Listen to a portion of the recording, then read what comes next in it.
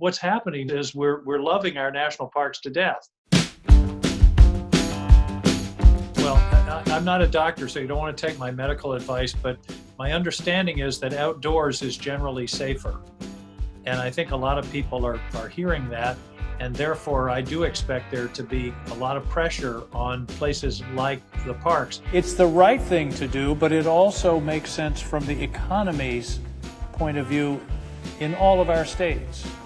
Acadia National Park in Maine generates more than $300 million a year in economic activity. Senator King, can you talk a little bit about what the scope of the problem is and what you're trying to do in addressing it in this legislation that is moving through the Senate this week? It's a bill called the Restore Our Parks Act, and it's focused on the maintenance backlog at our national parks, which is between 11 and 12 billion dollars.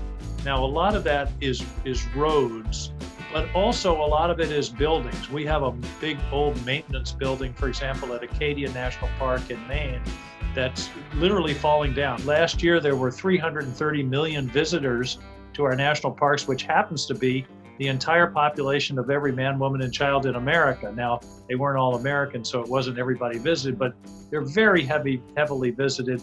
And this backlog has been built up over the last 15 or 20 years. This is an effort to solve it. This is a big deal, entirely nonpartisan. It's something that could really make a difference for the country, both in Land and Water Conservation Fund, but also maintaining the national parks.